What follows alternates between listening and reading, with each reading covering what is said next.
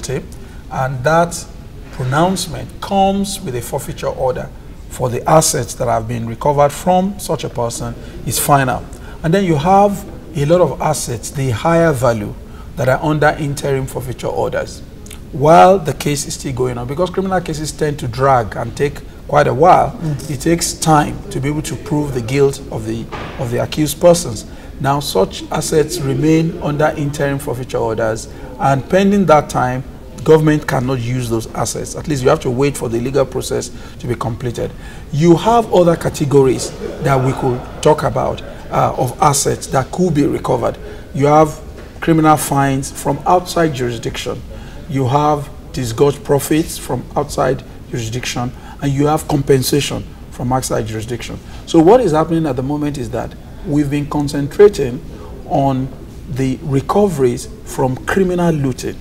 Basically, we've not looked at recoveries that are related to commercial transactions.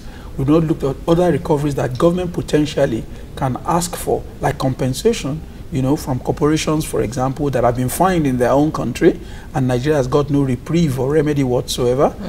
We have not started looking at profit that was shifted away from our jurisdiction to another jurisdiction by the cooking up of the books. Okay, so we are not looking at fines that have been imposed in other jurisdictions and based on relationship and the legal framework that can be demanded by the country. So we've been focusing on only one side, and all of them, of course, form the ambit of what can actually potentially be recovered. You see, when the acting president said we should focus more on the banks, and as a matter of fact, you know, look towards providing sanctions for, you know, erring banks, you know, involved in illicit financial flows. And did you think that was feasible? Of course, very feasible, very necessary and important. You cannot move money without the cooperation of the banks.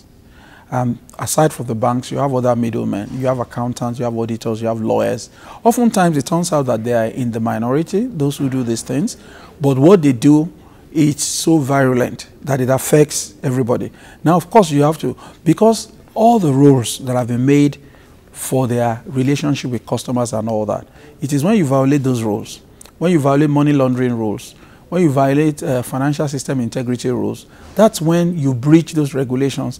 Banks open suspense accounts, for example. We've seen that revelation has come out from the investigation of EFCC and some of the cases they filed, whereby banks open accounts for customers that have no name, they operate accounts that have no BVN attached to them, and all that. So it's important to go after the middlemen. Now, in fairness that's a huge process. It's a huge process, I agree with you. In fairness to the banks, some of them are taking measures, okay, to deal with it. And the banks have tried to separate the crooked individuals from the bank itself. I mean, we were told that, look, it's not the banks who commit these crimes, it's the individuals who commit the crime. Agreed. But they commit those crimes with the knowledge, oftentimes, of the system.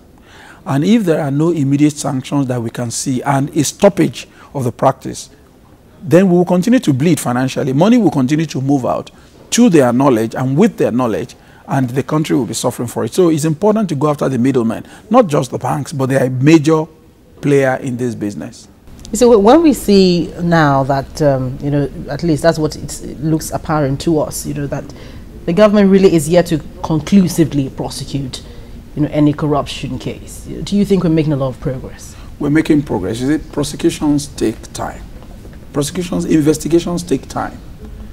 Good investigation takes time. Prosecution takes time. Even in other parts of the world, prosecutions when take you say time. takes time, you know, that's leaving it at large. No, not leaving it at large. It depends on the system. It depends on the legal framework. It depends on the role players. It depends on a lot of factors. But as a matter of fact, it does take time. Take an example.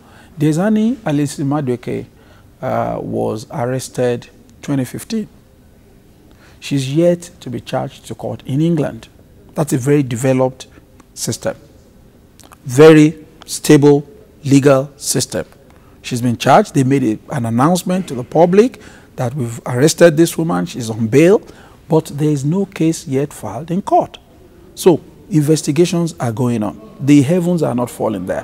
When she eventually is taken to court, okay, the prosecution will not end in 1 day or 1 month necessarily, but it may move a bit faster. No, I'm not trying to justify or defend this system. No, I'm not trying to justify, because we have complained about the problems with our criminal justice system. Exactly. It's very bad, but we must understand that the law must take its course.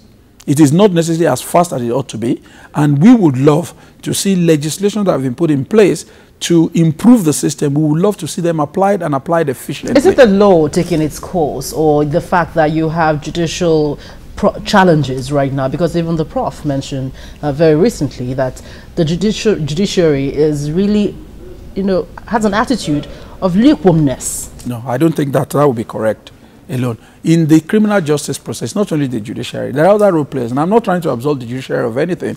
I'm trying to say there is the prosecution, there is the defense, there is the judiciary.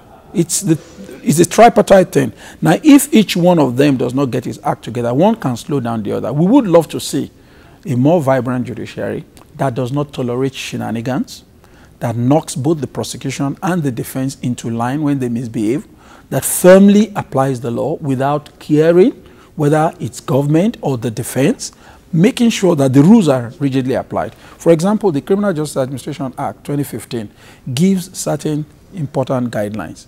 Right now, as far as we know, they are not being followed. Now, the person to ensure that they are followed, the institution, the arm, is the judiciary. We would love to see them very firm. We're not saying against the defense, whether it's against the prosecution or the defense, very firm. Make sure that if it says no more than X number of adjournments, keep to it.